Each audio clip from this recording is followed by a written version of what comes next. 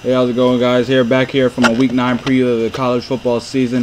Big matchup this week in the first game on the docket is going to be the Nebraska-Michigan State game. I think the winner of this game will be the winner of the Legends division, and will go on to the Big Ten championship game. So keys for Nebraska in this game are going to be Taylor Martinez has to be more of an accurate passer in this game. He's completing 55% of his passes, which is really not that good. I think they need him to be better passing. They know what they can do running the football, but he just has to be more accurate. Another key for Nebraska is going to be that defense being able to stop the run, especially that front four, being able to stop the run. Michigan State brings two great running backs into this game, being able to stop the run and disrupt Kirk Cousins and just disrupt him with his timing or make him hold the ball a little bit longer, or just trying to find a way to get the ball for ways to win this game. Players to watch out for in this game are going to be Rex Burkhead, the running back for this team, who has over 600 yards rushing. You have Levante David, probably the leader of this team defensively, linebacker, and cornerback Alfonso Denner, who's one of the top corners in the country. Keys for Michigan State in this game are going to be, how does this team respond off of that win? Are they emotionally drained from that win against Wisconsin, or do they take that and they build that momentum and they use that momentum to finish out the season into the Big Ten title game? So I just want to know, how does this team respond to this? And on the defensive side, they're gonna have to contain Taylor Martinez. Even though he's not an accurate passer, he can still beat you on the run. And he still has the ability to complete passes. He's not a horrible passer, but he's one of those guys who can still affect the game that way. But players to watch out for in this game are going to be running back Edwin Baker, Jarrell Worthy, the defensive tackle, and Trenton Robinson, the safety for this team. The one big key in this game is going to be run defense. Both of these teams are really great at running the football. So whoever can give up the least amount of yards on the ground, I think will definitely win this game. I'm picking Nebraska in this game. I think that home field, just being at home, early start, they'll be able, the crowd be into it, and I just think that Taylor Martinez will be able to make some plays, and that defense will be able to cause some turnovers. So I'm picking Nebraska in this game. Moving on to the biggest game in the Big 12, Oklahoma and Kansas State. Keys for Oklahoma in this game are going to be, they're going to have to find a way to jump on this team early. Whether it be 14-0, whether it be 17-0, 10-0, just finding a way to get Kansas State to change Kansas State the way they want to play this game. And another key for them is keeping that team in second and third and long situations. Kansas State is a running football team, so getting them in third and nines and third and 10s and third and 11s is going to be a really key for this team, and making them force the way to pass the ball. So players to watch out for in this game are going to be Frank Alexander, the defensive tackle, Tom Ward. Those two guys are going to be able to help out stop the run, and Dominique Whaley, the running back, walk-on. He should probably be back for this game. He should be able to do some things in the running game. Also keys for Kansas State are going to be being able to control the clock. Like I said, this is a running offense. They like to control the clock, control time possessions, giving Oklahoma the least amount of offensive possessions for them. So basically controlling the clock, controlling the tempo of this game is going to be key for them. Also getting consistent pressure on Landry Jones is going to be huge for this team. They're going to have to find a way to just disrupt him, make him force the ball. Texas Tech did that a couple times. They made him force the throw that he really didn't want to make. So that's going to be good, rattle him a little bit. But players to watch out for in this game are going to be Arthur Brown, the middle linebacker for this team, who's been great. John Hubert, the running back, and Colin Klein, who's going to have to show some things in the passing game just in case if this team gets behind. I'm picking Oklahoma in this game. Also, the one big key in this game is going to be turnovers, but I'm going to pick Oklahoma in this game due to the fact whichever team can cause turnovers, and if Oklahoma are able to cause turnovers, it gives them more offensive possessions, because I think their offense is just way better than Kansas State's defense. But on the other hand, if Kansas State gets them on the turnovers and they have the lead, they can be able to milk that clock away and keep Oklahoma from playing catch up. But I'm taking Oklahoma in this game. I think they come out. I think they win big. They come out with a chip on their shoulder after last week's loss to Texas Tech. So I'm taking Oklahoma.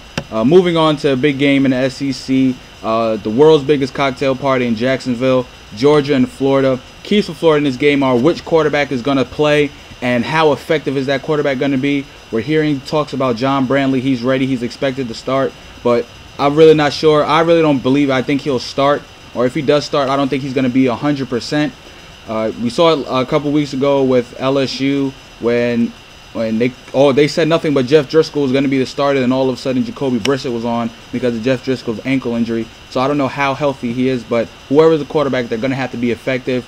And another key for this Florida defense is going to be that front four has to stop the run. The last 3 games, I've had so much hope for this front four because this front four is really talented with NFL talent type guys.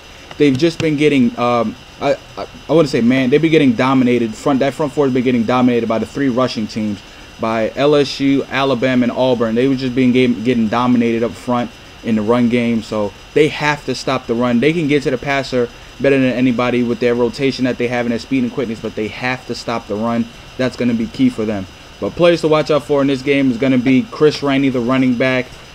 He's going to be all over the place in this game. And Sharif Floyd, the defensive tackle, as well as Dominique Easley, the defensive tackle / defensive end. They like to run a lot of 3-4-man fronts. So you expect to see those lot of guys, and they're going to be key for stopping the run for this team.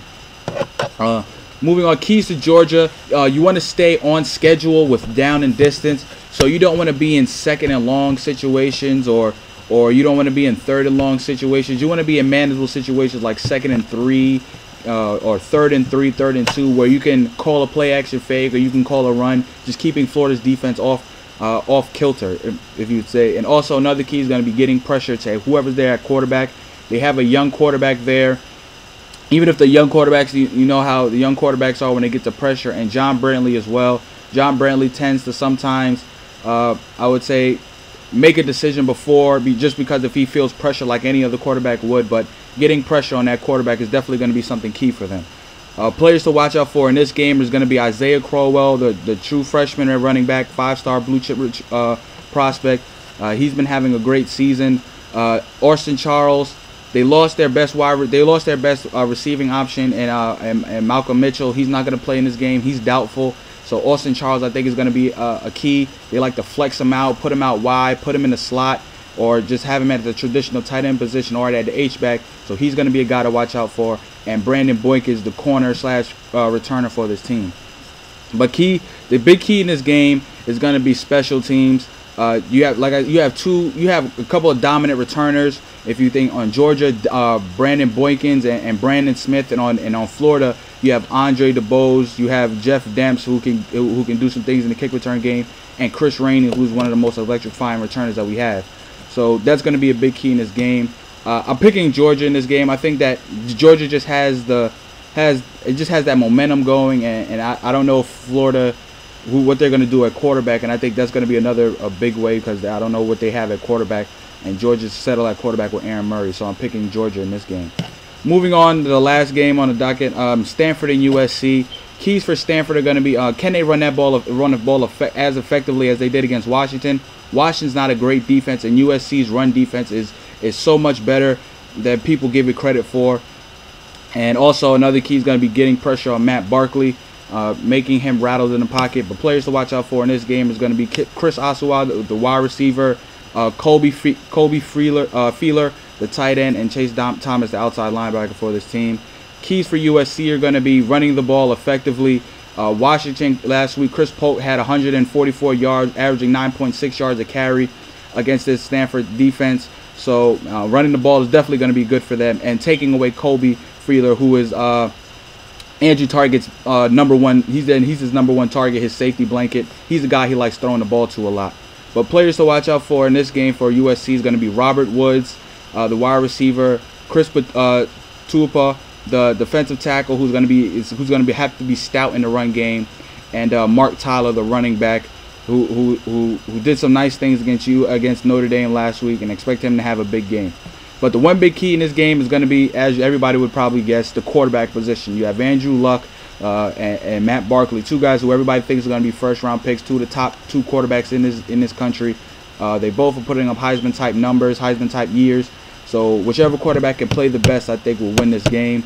I'm taking USC due to the fact that I think that they have the advantage of playmakers with Robert Woods and Marquise Lee and they just have that advantage. They have more special teams player, and that Stanford defense, I think, really is going to get a test like how Wisconsin got a test last week on finally seeing an offense that has real solid weapons that can be explosive. So I'm taking USC in a close matchup.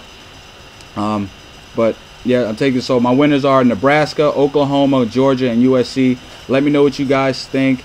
Remember to subscribe to the top of the page. Other big games are going to be out there this weekend. Baylor and Oklahoma State. You also have Georgia Tech and Clemson, which is going to be a big game. That's probably an upset alert right there for Clemson. But just let me know what you guys think. Tell me what games are you looking forward to seeing this weekend, and leave your comments below.